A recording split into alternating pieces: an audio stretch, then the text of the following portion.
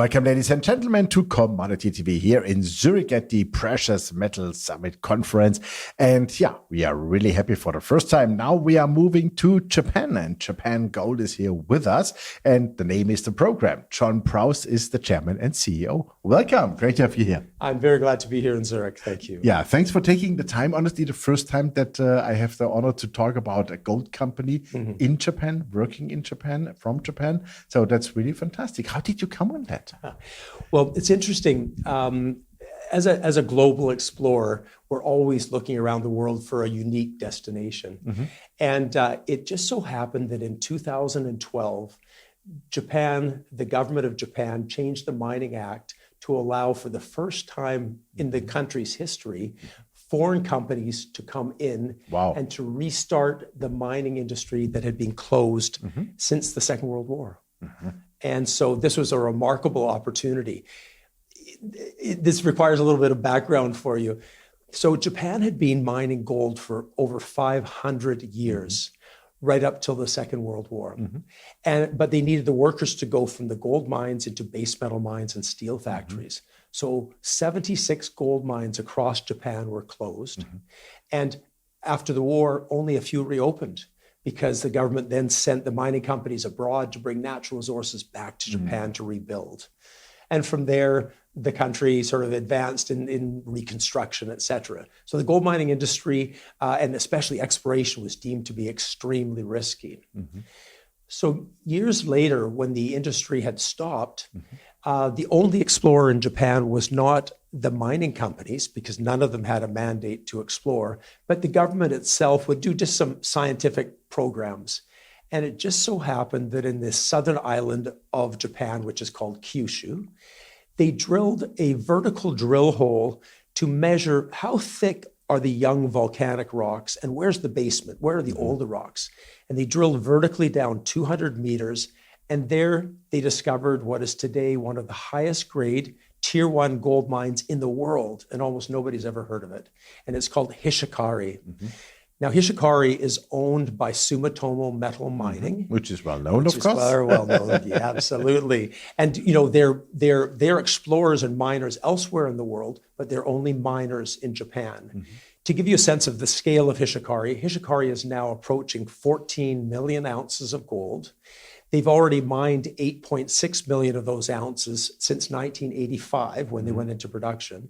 And the average grade is between 30 and 40 grams per ton. Wow. When the global average grade of high-grade mines is about 7 to 9 grams per ton. So it's extraordinary.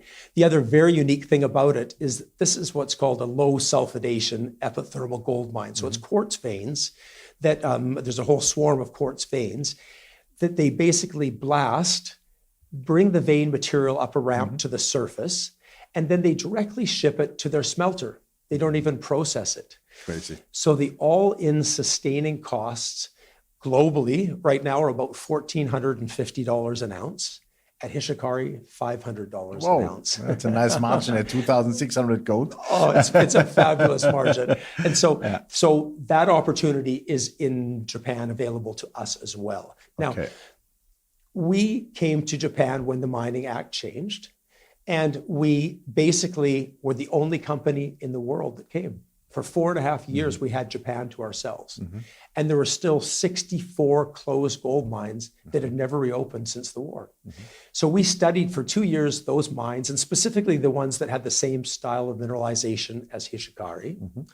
And then also to that 2-year period, there was no permitting system. So we helped the government design the permitting process with a collection of ideas from around the world. And we did it on a very explorer-centric basis. And then after that period of time, we said, we know where we want to go. We know the permitting system. We're going to start applying for all the key areas in the country. So today we have 26 projects. We dominate all 4 gold provinces in Japan. And we surround the Hishikari gold mine, and we control in that area 84% of all prospective ground in that region. Okay, super. So where is the focus for you by now? Meaning, what was 2024? What will it be 2025? Yeah. So to help us focus, I needed help. And so a few years ago, about 4 years ago now, I had a competition. to bring in a large partner of one of the major mining companies. And the top three that competed were Barrick, Newmont, and Newcrest. And we selected Barrick as our partner. Barrick has spent approximately $20 million now evaluating our project portfolio, and they've picked 3 projects that they feel have targets that are Barrick size, that are the potential to be a tier 1 or tier 2 ore body in Japan. So we have just about 3 weeks ago started drilling the very first target. And then we're moving on for 5 targets in a row. We're going to be drilling between now and say next May to June. Okay, super. So that's a very important step. So that's Barrick, and Barrick solely funds that. Now, Barrick only earns an interest when they complete a pre-feasibility study on one of those targets. Then they can earn 51%. When they complete and fund a bankable feasibility study, they get 75%. And so we're carried right through bankable feasibility. Wow, and good. to support that, what we've done is our shareholder base now is very unique. We have 63% of our shares are with 12 of the biggest financial institutions in the world that all want to be those funding partners. On the other side, what's really exciting and over the next few months is going to manifest itself is that 8 months ago, I brought in a global discovery leader to Japan Gold. This was Fraser McCorkadale, who was the head of global exploration for Newcrest. He left the Newcrest Newmont conglomerate, came over to become our discovery lead and president. And so he's now working with global experts to evaluate all the projects that are outside the Barrick Alliance and pick the very best targets. So once we drill the Barrick 5 targets, we'll be moving on to our targets as well. And so we'll have a systematic drilling across the country over the next 12 to 18 months. Okay, super. So as you have that many, let's say, old mines, that many projects you could do, would be Barrick the sole partner, meaning exclusive, or could be also, let's say, a Newmont, an Agnico, or whatever? Great question. We definitely have the opportunity now, and there's many international mining companies that would like to come into Japan. Why would they like to come to Japan? They know that we would be happy to bring in partners. We're a very good operator in Japan, so they don't have to have their own staff already in Japan because nobody does except us. But they also recognize the geopolitical safety of Japan, the rich history of high-grade gold mining, the underexplored nature of the country, and the opportunity for them to be, at the forefront of restarting this industry. So I look forward to more joint ventures over the next. Okay, super. Yeah, because I could imagine for, let's say, a small explorer in hyphens, this could be very challenging maybe from time to time because it needs a lot of money to drill. It needs a lot of money to really do all that work. So much easier when you have good partners. That's right, exactly. And well, in Barrick's case, as I mentioned, they fully fund the advancement of the projects that they're focused on. And you would expect similar relationships with other joint venture partners as well. So we've been very careful. We've spent approximately $90 million in building and renewing the Japan gold mining business. And I think it's really bearing fruit with the level of data that we've got now and the area of expertise of our various team members. Okay, super.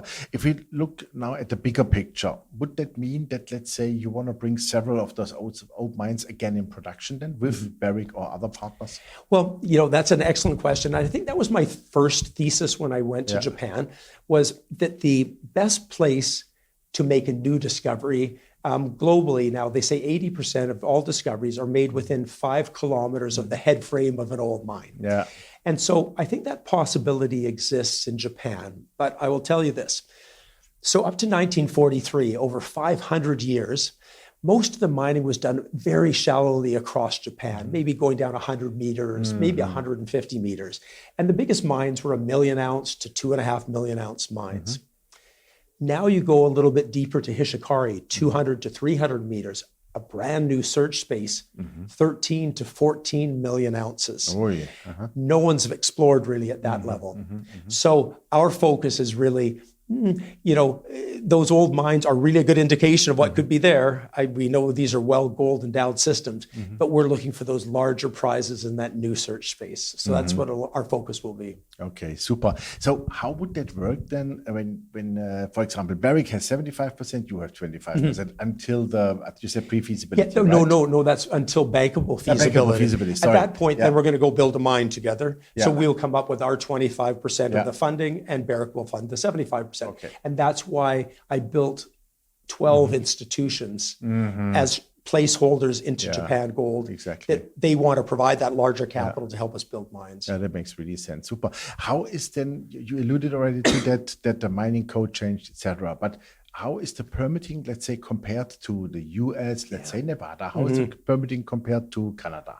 Yeah, very similar, and perhaps even a little bit faster now, because in Japan, when you first started, it takes a while because this was very new. They hadn't done it. So there was a lot of education on both sides and a lot of understanding. But once you set up the process, it can go faster and faster and faster. And that's what we've seen in Japan. I've just come here from 3 weeks in Japan where I was meeting with, there's 7 stakeholders as we go forward to advance projects. And they've all agreed to work together. And that's a very important thing in Japan because you not only have that commitment, but also that trust factor that's been established over a long period of time. And so we're very happy with the timing of the permitting process. Okay, super, fantastic. Well, that sounds like a good plan, I would say. Really interesting. And you are really in a top jurisdiction. I mean, that's super safe, Japan. That is for sure. Super. We wish you well. Thank you. To it. And let's keep us posted, please. Absolutely. Thank you very much. Thank you. Yeah, ladies and gentlemen, it was John Proust, the chairman and CEO of Japan Gold. And I must say, really, really interesting because it's one of the best jurisdictions really in the world, one of the safest countries in the world. And Barrick is already in the boat. So what can I say? More are really knocking on the door. And as John alluded to, he has lined up 12 super institutions, good shareholders, which are backing him, helping him. And so I would suggest you really have a look on Japan Gold, not only on sushi. Thank you very much. Take care. All the best. Bye-bye from Zurich.